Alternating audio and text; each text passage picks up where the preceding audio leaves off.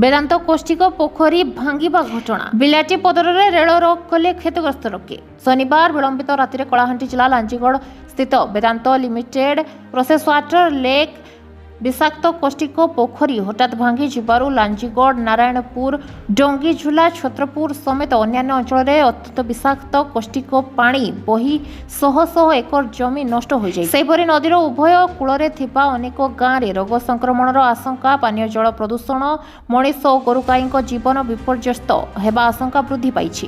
ଏହାକୁ ନେଇ ପାତ୍ରପଡ଼ା, ବିଲାଟିପଦର ହରେକୃଷ୍ଣପୁର, ଗୋପୀନାଥପୁର, ଚନ୍ଦନପୁର, ନୂତନ ପାତେଲିମା ଆଦି ଗାଁରେ ଶତାଧିକ କ୍ଷତିଗ୍ରସ୍ତ ଲୋକେ ବାଲଟିପଦର ନିକଟସ୍ଥ ରେଳ ଧାରଣାରେ ସକାଳୁ ରେଳ ରୋକ କରିବା ସହିତ ଧାରଣାରେ ବସିଥିଲେ। ଦୀର୍ଘ ସମୟ ଯାଏଁ ରେଳ ରୋକ କରିବା ଫଳରେ ବେଦାନ୍ତ ପ୍ରକଳ୍ପ ସମେତ ସ୍ଥାନୀୟ ଅଞ୍ଚଳରେ ହଇଚଇ ସୃଷ୍ଟି ହୋଇଥିଲା। ଘଟଣାର ଗୁରୁତ୍ୱ ଦୃଷ୍ଟିରୁ ବେଦାନ୍ତ କର୍ତ୍ତୃପକ୍ଷ ଘଟଣାସ୍ଥଳକୁ ଆସି ବୁଝାସୁଝା ପାଇଁ ଉଦ୍ୟମ କରିଥିଲେ, କିନ୍ତୁ ଲୋକେ ବୁଝି ନଥିଲେ।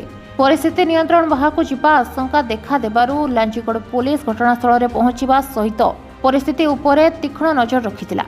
କ୍ଷତିଗ୍ରସ୍ତ ଲୋକେ କ୍ଷୟକ୍ଷତିର ଆକଳନ କରି କପା ଚାଷ ଏକର ପ୍ରତି 1,30,000, ଧାନ ଚାଷ ଏକର ପ୍ରତି 70,000 ଟଙ୍କା କ୍ଷତିପୂରଣ ସହିତ ପ୍ରଭାବିତ ଗାଁ ଗୁଡ଼ିକୁ ମାଗଣା ଚିକିତ୍ସା ବ୍ୟବସ୍ଥା, ଦିନକୁ 2 ଓଳି ଟ୍ୟାଙ୍କର ଯୋଗେ ପାନୀୟ ଜଳ ଯୋଗାଣ ପାଇଁ ଦାବି କରିଥିଲେ। ତେବେ କମ୍ପାନୀ କର୍ତ୍ତୃପକ୍ଷ ଲୋକଙ୍କୁ କୌଣସି ନିର୍ଭୟ ପ୍ରତିଶ୍ରୁତି ନ ଦେବାରୁ ଦୀର୍ଘ 5 ଘଣ୍ଟା ପର୍ଯ୍ୟନ୍ତ ରେଳ ରୋକ ଜାରି ରହିଥିଲା। ଦୀର୍ଘ ସମୟ ଧରି ରେଳ ରୋକ ହେବାରୁ କମ୍ପାନୀ ପାଇଁ ଏକ ଅଡୁଆ ପରିସ୍ଥିତି ସୃଷ୍ଟି ହୋଇଥିଲା। ଶେଷରେ ଲୋକଙ୍କ ଦାବି ଆଗରେ ମୁଣ୍ଡ ନୁଆଇଥିଲେ ବେଦାନ୍ତ କର୍ତ୍ତୃପକ୍ଷ। ଆସନ୍ତା 19 ତାରିଖ ସୁଦ୍ଧା ଜିଲ୍ଲା ପ୍ରଶାସନର ଉପସ୍ଥିତିରେ ସମସ୍ତ ଦାବି ଗ୍ରହଣ କରାଯିବ ବୋଲି ଲିଖିତ ପ୍ରତିଶ୍ରୁତି ଦେଇଥିଲେ। ଶେଷରେ ଲାଞ୍ଜିଗଡ଼ ପୁଲିସ ଉପସ୍ଥିତିରେ ଲିଖିତ ପ୍ରତିଶ୍ରୁତି ଦିଆଯିବା ପରେ ଅପରାହ୍ନ 2:45 ସମୟରେ ରେଳ ରୋକ ପ୍ରତ୍ୟାହତ ହୋଇଥିଲା। ତେବେ କମ୍ପାନୀ କର୍ତ୍ତୃପକ୍ଷଙ୍କ ଦାୟିତ୍ୱହୀନତା, ଏତେ ବଡ଼ ଅଘଟଣ ପରେ ବି ଉଦାସୀନ ରହିବା ଓ ଲୋକଙ୍କୁ ଭୁଆଁ ବୁଲାଇବାକୁ ନେଇ ଅଞ୍ଚଳରେ ତୀବ୍ର ଜନ ଅସନ୍ତୋଷ ଦେଖିବାକୁ ମିଳିଛି। ଦିନକୁ ଦିନ ଜନ ଅସନ୍ତୋଷ ବଢ଼ି ଚାଲିଥିବା ବେଳେ ଏସବୁକୁ ରୋକିବା ପାଇଁ କମ୍ପାନୀ କର୍ତ୍ତୃପକ୍ଷକୁ ବହୁ ମୂଲ୍ୟ ଦେବାକୁ ପଡ଼ିପାରେ ବୋଲି ଆଲୋଚନା ହେଉଛି। ଲାଞ୍ଜିଗଡ଼ରୁ ଦିଲ୍ଲୀପ କୁମାର ପଟ୍ଟନାୟକ ରିପୋର୍ଟ, ଟାଇମ୍ସ ଓଡ଼ିଆ। मन्ना महांती कोरवा मोर गांव होचे पत्रपड़ा। अच्छा एटा काना आइছে যে आज स्ट्राइक कर आज हमर जेन रेल धारणा बेदांत रेल धारणा दिया छे सेटा ए बाबत दिया छे। गत शनिवार राति रे बेदांत तार कॉस्टिक पॉन्टा कोलाप्स कला और बंशीधार रे से कॉस्टिक पानीटा प्रभावित हैला। तापरे बंशीधार 4-5 जेन गाँव में नसन से गाँव में के किसी गाँव तो पसला चाष जमी रे पशि जाइए।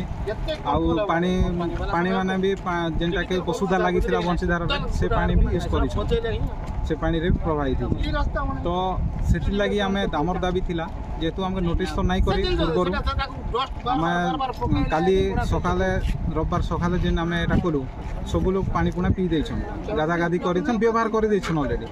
तो संध्या रे से नोटिस करछन बेदांत। तबे अब कांडा चाहूछ आमे चाहूछु जे माने क्षतिग्रस्त होइछन स्वास्थ्य रे हो किंबा धन रे हो कि जमी चाष पाए जे माने क्षतिग्रस्त हो तांकर के क्षतिपूरण दिया जाऊ और तुरंत जेहेतु जे माने व्यवहार करुथिले वंशधारार पानी से पानी एबे तो यूज नहीं पारे वेदांत समस्त गाँ के पानी पहुँचू तांको डेली यूज पाए आउ जेनटा नहीं कि क्षतिग्रस्त होइछे हमर चाष जमी तार उपरे से कंपनसेशन दो।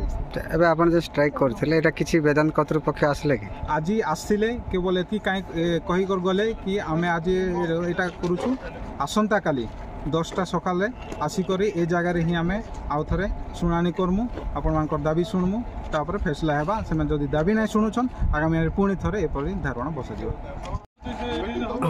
मोभिसन साहू मोहगाँ बिलाटीपद आज मेन उद्देश्य रेल धारणा करवाटा जो वेदांत कंपानी कॉस्टिक पानी आम बंशीधार नदी छाड़ी तेणुक आमको से किसी न जन से छाड़ी देते बहुत क्षतिग्रस्त होती जिते माछ बेंग साप जीव जंतु सब नष्ट होती कपा धान सब क्षति होती।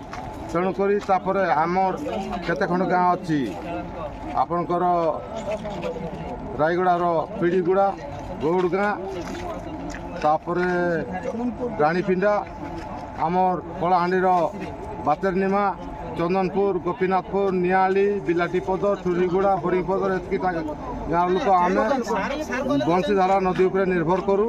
ଆମର ଗାଧା ଫାଦା ଖାନା ପିନା ଝାଡ଼ା ପାଣି ସବୁ ଯାଉ। ତ ଆମେ ଏବେ ଆଜି 2 ଦିନ ହେଇଗଲା ଆମେ କିଛି କରିପାରିବା ନାହିଁ ସେଠି। ତେଣୁକରି ଆମକୁ ସେମାନେ ତାଙ୍କର ସହିତ ପାଣି ଯୋଗାଇ ଦିଆଯାଉ। ତାପରେ ଆମର ଏ ଯେଉଁ ରାସ୍ତା ଗାଁକୁ ଯିବାଟା ସେମାନେ ଖୋଲି ଦେଇକରି ଅଣ୍ଡରଗ୍ରାଉଣ୍ଡ ବ୍ରିଜ୍ କରିছে। ଏଇଟା ତ ମଣିଷ ଚାଲି ହେବ ନାହିଁ। ଏ ବ୍ରିଜ୍ ନୂତନ କରାଯାଉ। ଯଦି ନ କରିବେ ତାପରେ ଆମେ ଚିରଦିନ ପାଇଁ ଏଠି ରେଳ ଧାରଣା ଦେବୁ, ଲାଷ୍ଟରେ ଜୀବନ ମଧ୍ୟ ଦେବୁ।